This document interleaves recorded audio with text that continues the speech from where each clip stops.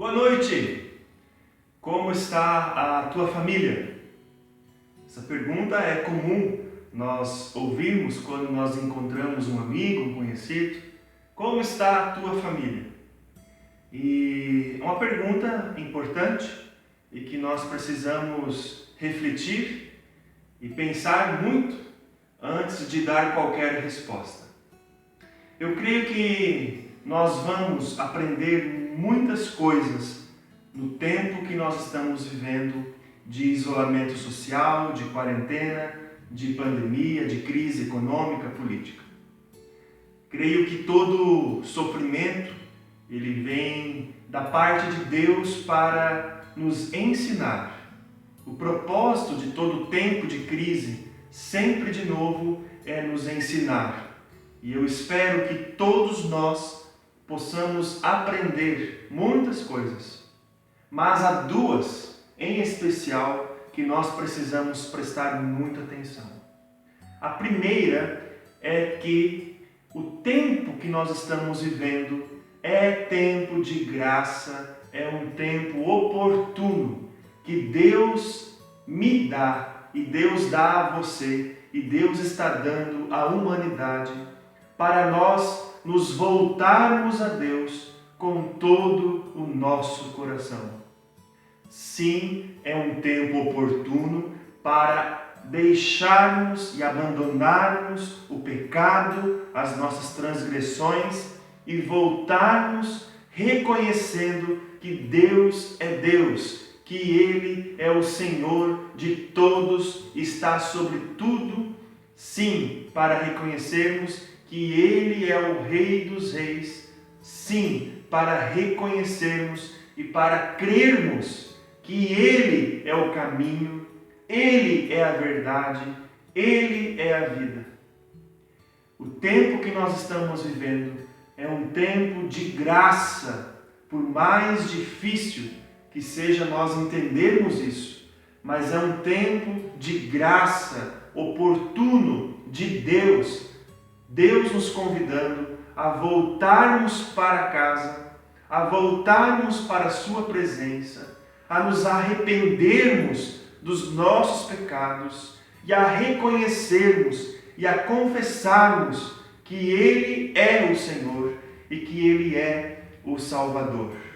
Por isso, tempo de pandemia também é tempo de graça da parte de Deus, um tempo de oportunidade, o qual Deus me chama, Deus te chama e Deus chama a humanidade para voltar a Ele de todo o coração e converter o coração a Ele. E o segundo aspecto que eu penso ser extremamente importante é que nós precisamos aprender novamente e a perceber o valor e a grandeza que é a nossa família.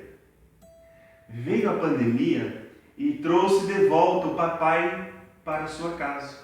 Veio a pandemia e trouxe novamente a mamãe para a sua casa. Veio a pandemia e trouxe novamente os filhos para dentro da sua casa. A pandemia, a quarentena, o isolamento social deu início e todas as famílias do mundo inteiro precisaram voltar para as suas casas. Por isso, também é um tempo oportuno, o tempo que nós estamos vivendo, de podermos estar de maneira presencial e constante com a nossa família. Mas não é isso que os números também têm mostrado. Por exemplo, o índice de violência doméstica, ele disparou desde que começou a quarentena. O índice de abuso emocional, abuso sexual, disparou desde que começou a quarentena. O índice de divórcios tem aumentado dia após dia, mas de uma maneira muito significativa, os números subiram agora desde que começou a quarentena e o isolamento social. o consumo de álcool, o consumo de agentes químicos e tantas outras dificuldades têm aparecido e têm mostrado que as nossas famílias estão doentes. Se esses números que são reais, contabilizados, mostram tudo isso, isso mostra um resultado de uma família doente. E se uma família está doente, não há nenhum aspecto social que não vá ficar doente. Por isso nós precisamos fazer essa pergunta e pensar sobre essa pergunta. Como está a nossa família? Eu pergunto para mim, como está a minha família? Você tem que perguntar para você como está a minha família. Quando todos precisaram se recolher para dentro das suas casas, aí muitas coisas apareceram. Muitas coisas que aparentemente eu não enxergava, eu começo a ver. Muitas situações que até nós levávamos, como se fala, com a barriga, agora precisam ser resolvidas. Eu acho muito interessante que veio a pandemia e a pandemia mostra de que a minha casa não é somente um lugar para dormir, mas a minha casa é um lugar de convívio. Antes, cada um fazia o seu horário, a casa se torna um lugar apenas para dormir e agora a casa se tornou um lugar de convívio 24 horas por dia. E com isso, mostrando e revelando todos os dilemas de uma família, todos os problemas e o quanto essa família é funcional, está funcional e quanto essa família está disfuncional. Depois eu quero falar um pouco sobre isso, mas eu acho muito interessante também que Gênesis 6, no relato do dilúvio, acontece algo muito parecido. Deus recolhe Noé e a sua família para dentro da arca. O texto de Gênesis 6 diz que o próprio Senhor fechou as portas da arca e o Senhor abriu as comportas do céu e então veio o dilúvio. A salvação de Deus parte dentro de uma família, para uma família. E é interessante nós observarmos em toda a Escritura como a salvação, por muitas vezes, a salvação de Deus está atrelada à família. Quando Deus chama Abraão para ele ser uma bênção, a bênção para todas as famílias. A maioria das traduções coloca se tu uma bênção para os povos, para as nações, mas ali a palavra mais está significando família, núcleo familiar. Se tu uma bênção para todas as famílias da terra. A salvação, muitas das vezes, ela está atrelada à própria casa. Crê e tua casa serão salvos. Então, claro, a salvação tem um aspecto individual. Eu não posso salvar os meus filhos por o meu crer. Deus não tem netos. Mas muitas das vezes a salvação ela está no âmbito da família. Deus coloca Noé e sua família para serem salvos e usados por Ele. E fora da arca, fora da sua casa, acontece então o juízo de Deus. Assim como nos tempos de Noé, agora nós precisamos voltar para as nossas arcas com a nossa casa, enquanto lá fora acontece situações tão difíceis, como por exemplo o número de mortes. E não estou dizendo com isso que, assim como no dilúvio, há o juízo de Deus acontecendo lá fora, com a pandemia, mas fazendo apenas uma comparação com o texto bíblico daquilo que nós estamos vivendo nos dias de hoje. Então, muitas crianças agora descobriram que dentro da sua casa existe papai e existe mamãe.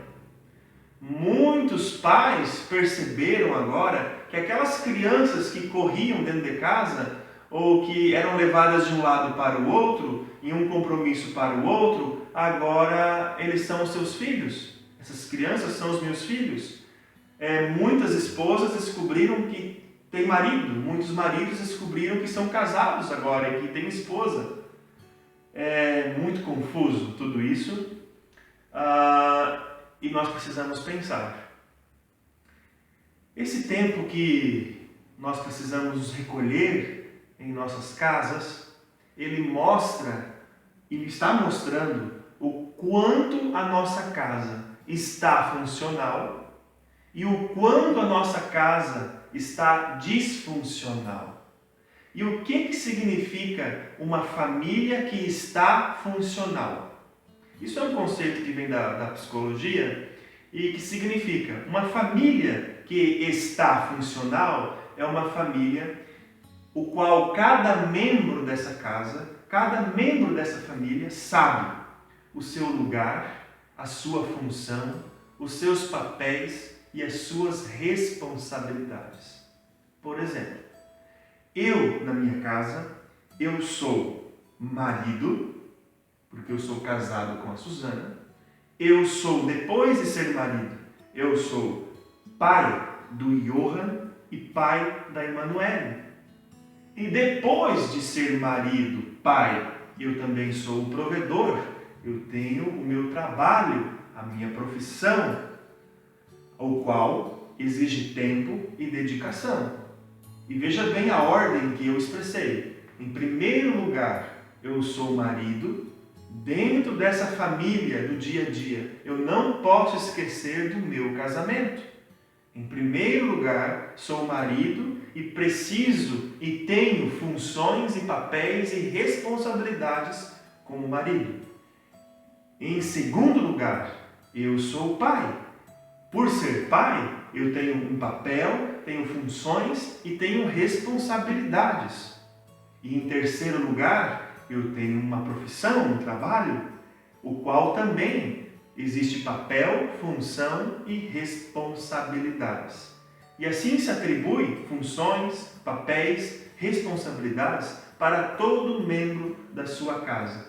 Então, repito, uma família que está funcional, que funciona, é uma família o qual cada um sabe o seu lugar, o seu papel, a sua responsabilidade e as suas funções.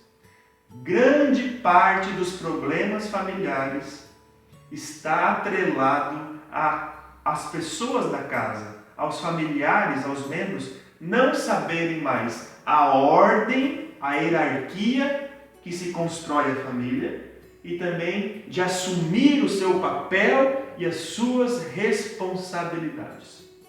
Agora, o que é uma família disfuncional? Uma família que está disfuncional. É uma família que ninguém sabe justamente o seu papel, a sua função, o seu lugar.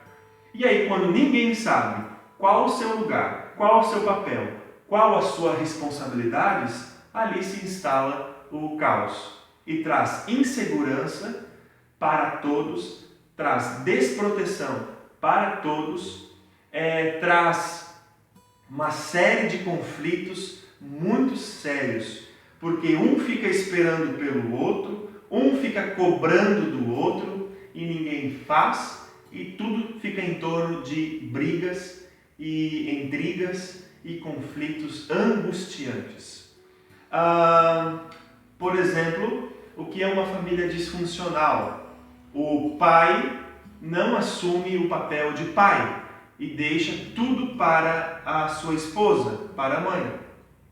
Logo, sobrecarrega essa mãe e essa criança, ela fica procurando essa figura paterna que precisaria dar a disciplina, o limite, o amor, o afeto, o carinho, nutrir essa criança, a própria questão da figura paterna.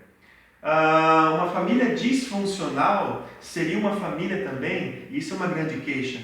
O que seria uma família disfuncional? O que está em disfunção? Eu tenho 3 papéis como homem dentro da minha casa: marido, pai e profissional, trabalho.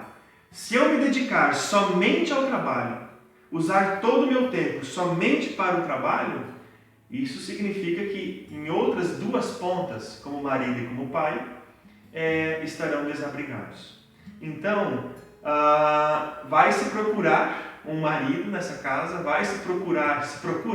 procura-se um pai, procura-se um esposo dentro dessa casa. E aí muitas vezes, já que o esposo não está, muitas vezes um filho faz o papel de marido, muitas vezes os filhos olham para os pais como até mesmo seus irmãos.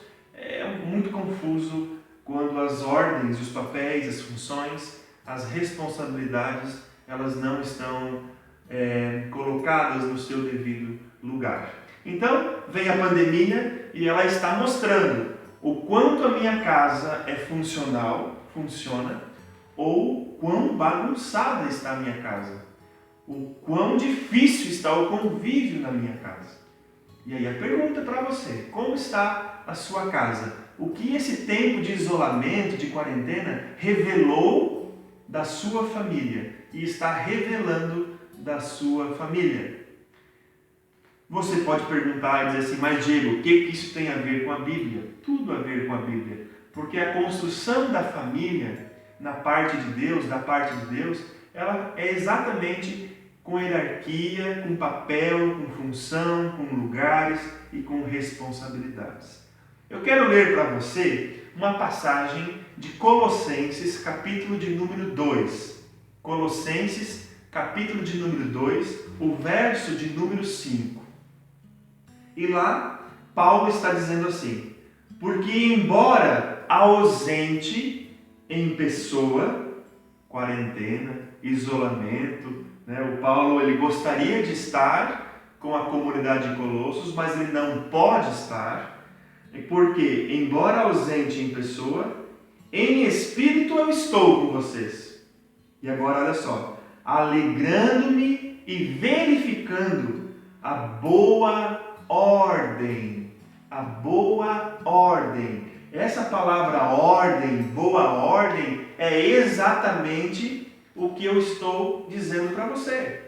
Funcionalidade, papel, lugar. Uma família que está funcional é uma família que está em ordem. Cada um no seu lugar, desempenhando o seu papel, a sua função, as suas responsabilidades, e com isso todos estão contribuindo para o andamento e para o bem-estar dessa casa. Eu acho muito interessante também a expressão no livro de Isaías, capítulo 38, aonde se chega para o rei Ezequias e a palavra do profeta diz o seguinte: põe em ordem a tua casa. É anunciado que ele ficaria doente, que ele viria à morte. Mas antes que isso aconteça, antes que a morte chegue, o pedido é para que ele ponha em ordem a tua casa. Põe em ordem a tua casa. E eu quero usar dessas duas palavras que eu mencionei para você. Isaías 38, versículo de número 1. Põe em ordem a tua casa. Fazer com que essa casa se organize em todos os aspectos para que ela funcione. E a palavra de Colossenses, o Paulo se alegra porque essa comunidade está em ordem. Isso significa funcionando, cada um no seu lugar, desempenhando o seu papel. Eu quero atribuir essas duas palavras ao contexto familiar. Então, põe em ordem a tua casa. A tua casa, ela está em funcionalidade, funcionando, ou está disfuncional.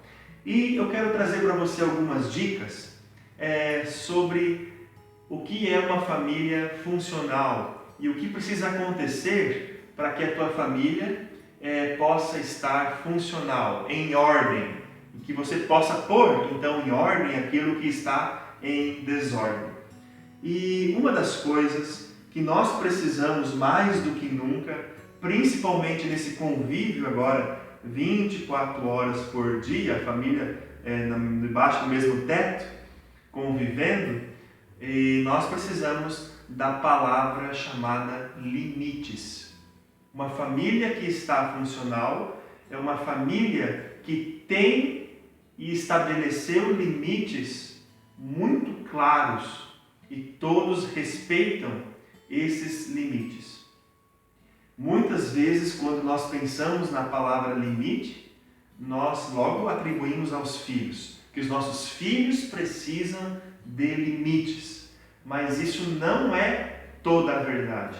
A verdade é que nós, como pais, como casal, também precisamos estabelecer limites. Precisa existir um limite entre o casal e um tempo limitado para esse casal. Precisa estabelecer um limite para a paternidade e a maternidade. E precisa se estabelecer limites claros também no aspecto profissional e do trabalho. Se eu uso todo o meu tempo somente para o trabalho, eu estou não estabelecendo limites para o meu casamento e limites para a paternidade e maternidade. Os filhos precisam respeitar o limite para dar espaço ao casal. O casal precisa estabelecer limites em de passar a função de casal, agora é a função pai e mãe. Esse pai e mãe precisam estabelecer limites claros de quando agora eu começo a exercer, ou vou começar a exercer, o meu papel de profissional, o meu trabalho. Estabelecer limites dentro da nossa casa.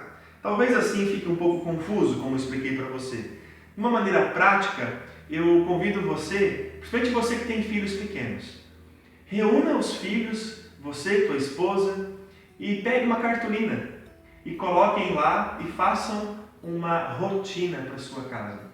A palavra limite pode se traduzir aqui como uma palavra rotina. Nós precisamos estabelecer rotinas de trabalho, de convívio dentro da nossa casa.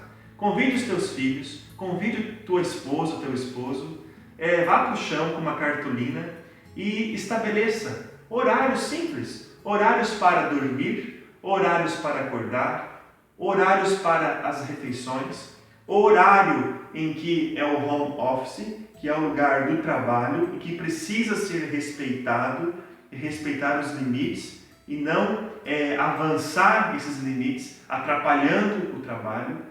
Estabeleça horários e momentos para o casal, horários que são horários para a família, para o brincar com os filhos. Gente, ninguém se perde em coisas grandes, nós só nos perdemos em coisas pequenas. Se você começa a estabelecer coisas e princípios básicos, horários, uma rotina, não fechada, extrema, dura, mas uma rotina. Lembra a palavrinha? Põe em ordem. Põe em ordem o teu dia. Dormir, acordar, as refeições, o momento que você começa o trabalho, mas também o limite de que agora se encerra o trabalho e agora eu volto como pai, volto como esposo. Esse limite que eu preciso como casal, esse tempo que eu preciso como casal, esse tempo que eu preciso brincar com os meus filhos. Estabeleça isso. Uma cartolina com os teus filhos, pergunta para eles, deixa eles participar da dinâmica e todos possam respeitar aquilo que foi acordado. Isso já vai ajudar em grande parte o teu dia a dia. Gente, limite faz duas coisas. Faz com que todos se sintam seguros e protegidos. Falta de limite, falta de rotina, faz com que todos fiquem perdidos, inseguros, sem direção e desprotegidos.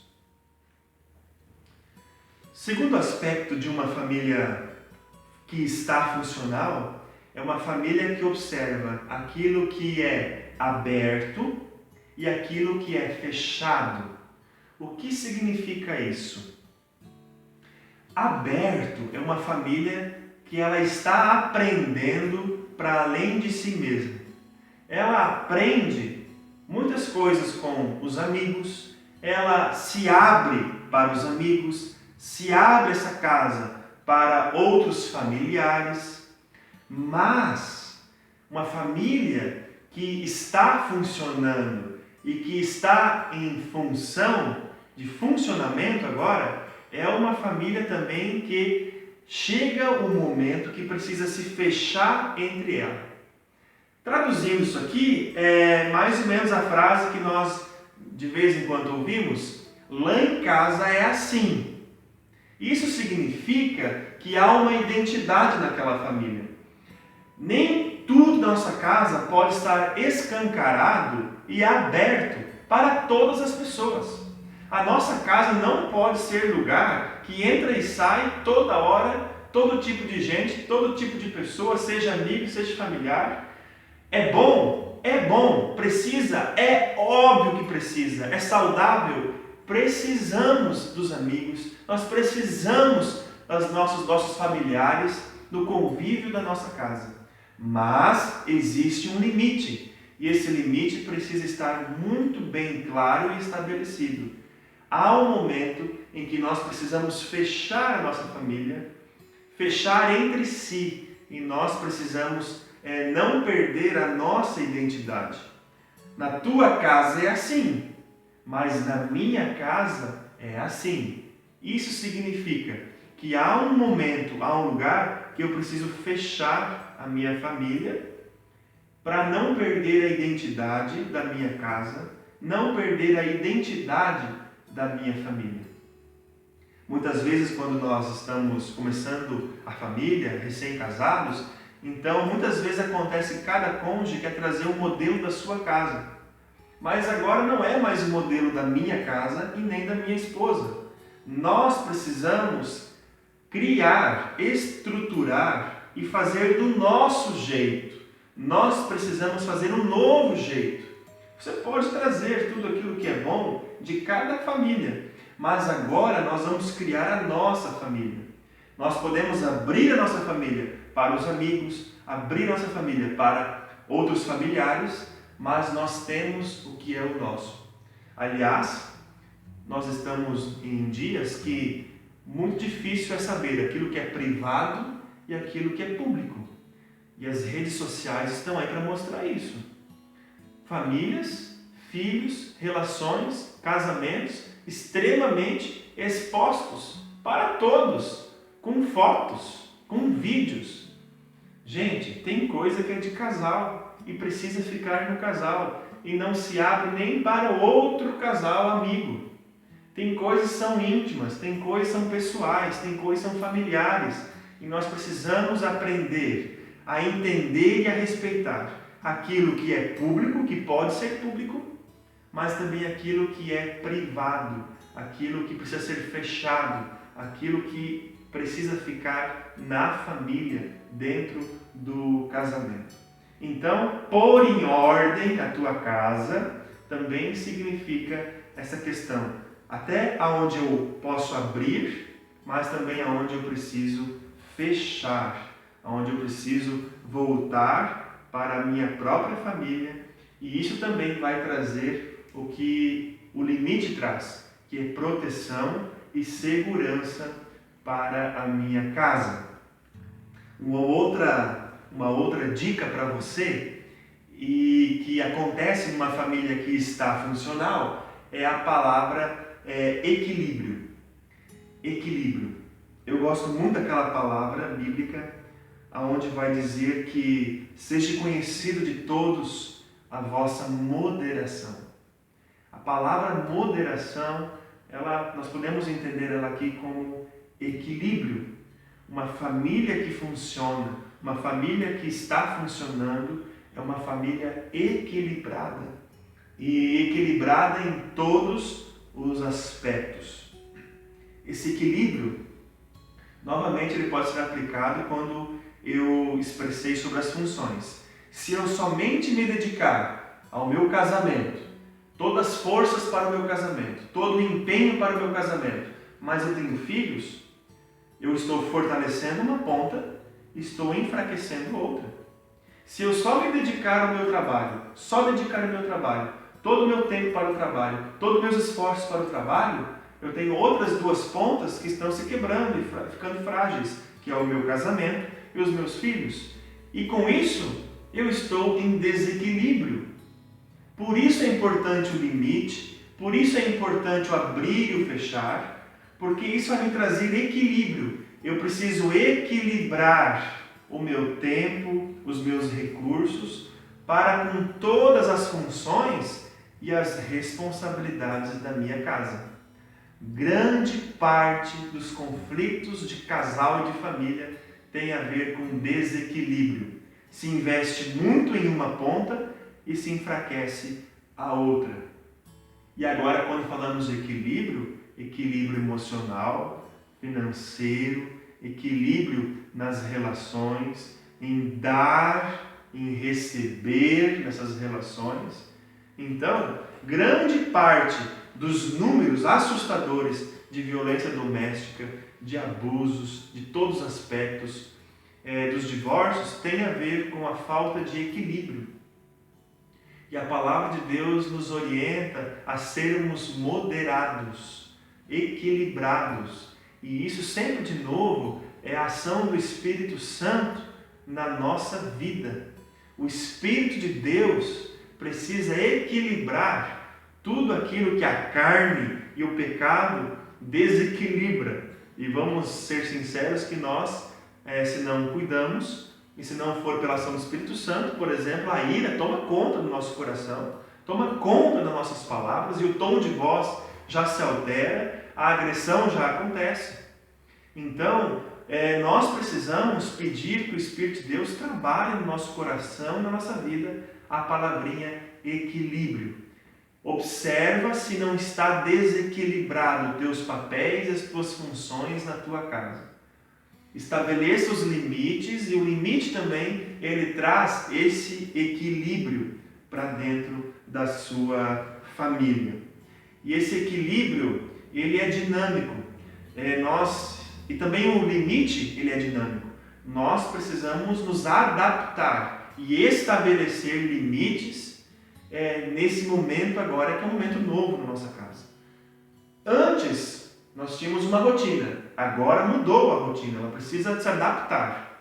Então nós não precisamos ser rígidos, inflexíveis, não. Equilíbrio dinâmico, um limite dinâmico, em que é um novo tempo, mas que exige limites, exige abertura, fechamento e exige também o equilíbrio. E isso vai resultar, na verdade, em equilíbrio na nossa casa. Uma família que funciona, que está funcionando, ela também desempenha e ela faz o que nós chamamos de trocas afetivas. Uma família que está funcionando, nessa família existe trocas afetivas. E você já deve ter ouvido falar sobre as 5 linguagens do amor. Nós, ano passado, fizemos até mesmo uma série sobre as 5 linguagens do amor, que nada mais é do que essa expressão de trocas de afeto. Uma casa saudável, uma família saudável, uma família que está funcionando, todos precisam dar e receber afeto. Para que todo relacionamento funcione, você precisa investir, dar, mas também você precisa receber. Existe dentro de uma família que está funcionando uma troca. Precisa existir as trocas de afetos. E eu estava aqueles dias atrás pensando, nossa, que tempo especial nós temos agora para nos aproximarmos do nosso cônjuge, para nos aproximarmos de maneira afetiva com os nossos filhos, para estabelecer intimidade com a nossa casa, para poder colocar os filhos no colo, para poder abraçar, para poder beijar, para poder olhar nos olhos, para poder falar, para poder ouvir, poder conversar. Até então, talvez, sempre a desculpa era da correria do dia a dia, não há tempo, e nós vamos nos enchendo de outras prioridades e desculpas. Mas olha que oportunidade maravilhosa Deus está me dando, Deus está te dando, de reunir a tua casa, e agora eu posso me aproximar, me conectar ao coração da minha esposa, me conectar no coração dos meus filhos, conectar o coração dos meus filhos no meu coração como pai. E eu quero estimular você a que você use esse tempo para fazer essas trocas de afeto, trocas de carinho. E cada um tem um jeito para dar, para receber. Um gosta do toque físico, o outro da palavra de afirmação, o outro de atos de serviço, de presentes. Você precisa observar o que cada um da sua casa necessita e gosta, mas não deixe de fazer essas trocas afetivas. Eu tenho uma colinha aqui, eu quero ler para você sobre trocas afetivas. É saber conectar-se com os sentimentos e com as sensações, saber expressá-los, saber ser continente no afeto e nos sentimentos, também meus e dos outros. Dos sentimentos ditos como positivos, amor, carinho, aconchego, cuidado, mas também com o que nós chamamos de sentimentos negativos, a raiva, mágoas, tristezas. Muitas vezes nós estamos tão ocupados e nós não percebemos o quanto nossa esposa está triste, nossos filhos entristecidos ou até mesmo com raiva, revoltados. Nós não temos nem tempo para também nos deixar perceber o que nós estamos sentindo. E toda essa pandemia, tudo o que está acontecendo, e até mesmo essa questão de estar dentro de casa, todos, quantos sentimentos têm brotado no coração de cada um?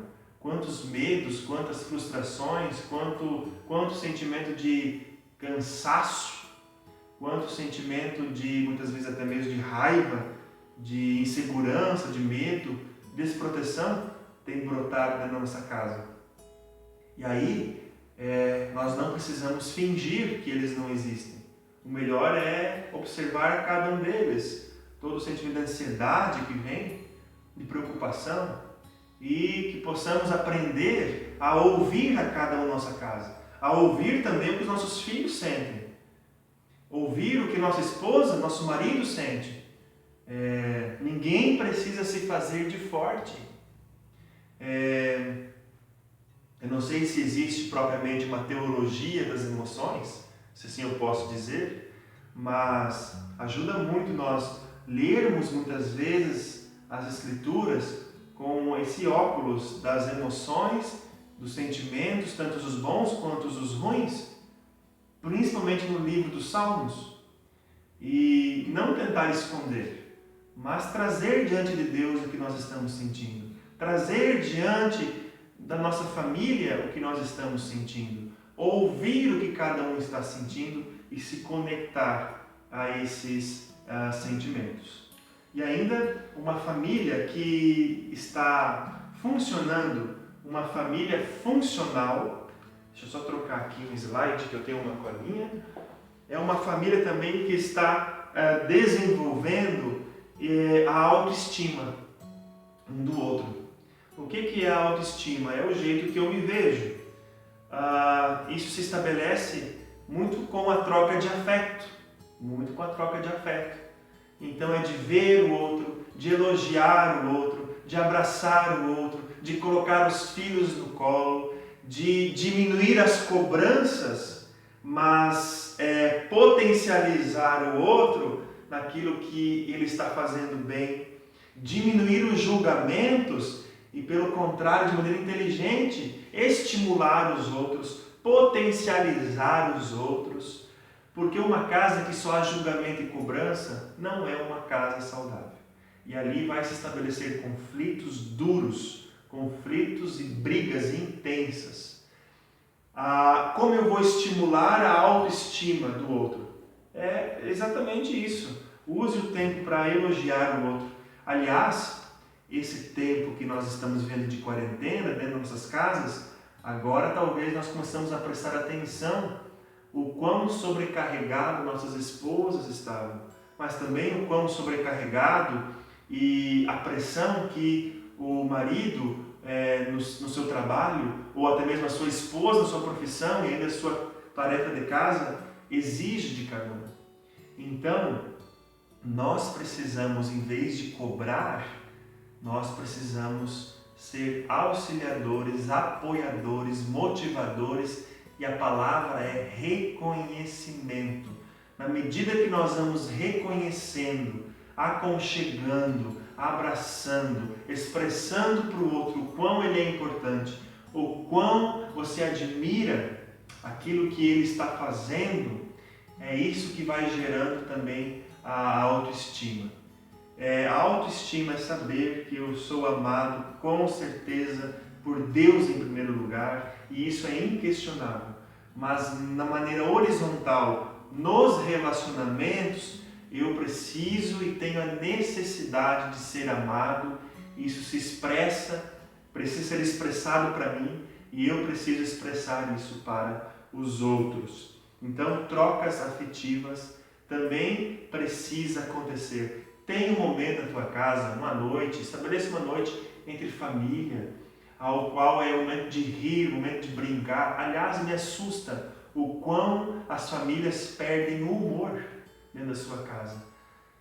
Tenha um momento para relaxar, para brincar, para rir, para abraçar, para ir para o chão com os filhos, para ter um momento você e tua esposa de carinho, de atenção. Então, use esse tempo para fazer também essas trocas afetivas e para estimular a autoestima um do outro. Uma família que funciona, e para funcionar, cada um tem tarefas, tem deveres nessa casa e precisa contribuir com essa casa. Gosto muito da palavra de 1 Pedro, capítulo 3, versículo de número 7. Maridos, vocês igualmente vivem a vida comum do lar, com discernimento, dando honra à esposa, por ser a parte mais frágil e por ser coerdeira da mesma graça da vida. Agindo assim, as orações de vocês não serão interrompidas. Interessante aqui a palavra vida comum no lar. Para que o lar funcione, todos precisam ser atribuídos de tarefas. Claro, a tarefa, quando você dá na sua família, você precisa observar a capacidade, a habilidade e a responsabilidade para fazer essa tarefa. Mas eu, no lar, na tarefa comum do lar, eu preciso ser participante dessas tarefas. Minha esposa, os meus filhos precisam sim contribuir para o andamento dessa casa. A casa é o lugar comum. Todo mundo come? Então todos são responsáveis pelo comer, pelo alimentar-se, pelas louças, pelo andamento da cozinha, pelo lavar a louça, por colocar a louça. Todos estão sujando a casa, então todos são responsáveis de limpar essa casa. Cada um na sua competência, sua habilidade, sua responsabilidade, sua idade. Mas crianças, convide suas crianças, coloque tarefas para os seus filhos, para que eles possam aprender a palavra responsabilidade, que eles possam desempenhar e contribuir. Divida essa casa, estabeleça cômodos, se preciso, funções para cada um, para que cada um assuma a sua tarefa, desempenhe e faça, e isso alivia e equilibra a todos. Você percebe que uma palavra está atrelada à outra? É exatamente isso que acontece. Então, o lar é o comum de todos e todos precisam contribuir. Se precisa, novamente, reúna a tua casa, reúna a tua família de maneira prática e estabeleça tarefas para cada um. E que cada um cumpra essas tarefas. Porque quando um deixa de cumprir, já desequilibra essa casa. Em função da família, da minha família, cada um recebe uma tarefa e cada um desempenha e faz essa tarefa. Então veja bem, muitas vezes tua casa está desorganizada, não está em ordem, porque até existe cobranças de que ninguém faz nada. Mas muitas vezes o primeiro passo não foi dado. de estabelecer tarefas, deixar claro para quem são e para quais são as tarefas que cada um vai precisar se responsabilizar. E ainda quero partilhar com você a palavra uma família que funciona, também uma família que tem autonomia e liberdade. O que significa liberdade e o que significa autonomia numa família que funciona? Eu não posso prender os meus filhos a vida toda. Eu não posso querer trazer de cima para baixo os limites, as responsabilidades, impondo a vida inteira sobre os meus filhos. Quanto mais pequeno, mais rígido. Mas assim que a criança vai crescendo, esse funil precisa ser aberto. E ela vai tomando conta da sua própria vida, e isso é um processo de amadurecimento. Então, e isso precisa para todos os membros da família. A autonomia é dar também a liberdade, e a liberdade, a palavra liberdade e autonomia, elas estão conectadas. Eu vou soltando a corda para o amadurecimento do membro da minha família. Então, um exemplo para ficar prático por exemplo, as crianças, elas muitas vezes não têm direito de escolher. Os pais é que escolhem por elas. Mas conforme elas vão crescendo, nós precisamos, dando a liberdade para ouvir o que também elas pensam sobre determinado aspecto, determinada situação, e dar também autonomia e liberdade para elas expressarem e por muitas vezes começarem a tomar sobre elas as responsabilidades e também as decisões em conjunto. Então, nós precisamos sempre de novo respeitar, ouvindo e soltando responsabilidades, dando autonomia e liberdade para cada um na nossa casa. E eu quero terminar agora com a parte B da leitura que eu fiz de 2 Colossenses, que nós fizemos, 2 Colossenses, versículo 5. Então, a primeira parte, o apóstolo Paulo está muito feliz porque a comunidade está em ordem. Mas a segunda parte, a parte B do versículo, e também ele está feliz pela firmeza da fé que tem em Cristo, que vocês têm em Cristo. Primeira parte, Paulo está alegre porque a comunidade está em ordem. E a segunda parte, que alegra o coração do Paulo, é pela firmeza na fé em Jesus Cristo. E eu quero então concluir essa noite. Uma família que funciona, que está em funcionamento. É uma família que vive diariamente a fé, o crer em Jesus Cristo. E aí eu quero perguntar para você, como está a tua vida de fé para dentro da tua casa? Como está a leitura bíblica individual, com o casal e com os filhos? Como está a vida de oração individual, com o casal e para com os teus filhos? Qual é o lugar da fé, do lugar da vida de fé na tua casa? E aí, grande motivador desses números e dessa doença familiar é porque, como família, nós precisamos todos voltarmos para Deus, entendermos o que é ser família em Deus e nos firmar as estacas da nossa tenda em Deus. Pergunto novamente, como está a sua vida de fé? Que tempo oportuno, gracioso que Deus tem nos dado, de juntos, como casa, como família, de buscarmos e ouvirmos a voz de Deus, a orientação de Deus, adorarmos a Deus, louvarmos a Deus. De maneira prática, convido você, estabeleça também uma rotina do qual se inclui um momento de culto familiar a Deus. Reúna a tua casa para juntos louvarem, para juntos lerem, contarem histórias bíblicas, poderem orar juntos, orar uns pelos outros. Termino desejando as mais ricas bênçãos de Deus para você e para a tua casa. E o meu desejo é que a tua casa seja uma casa funcional, uma casa que esteja funcionando.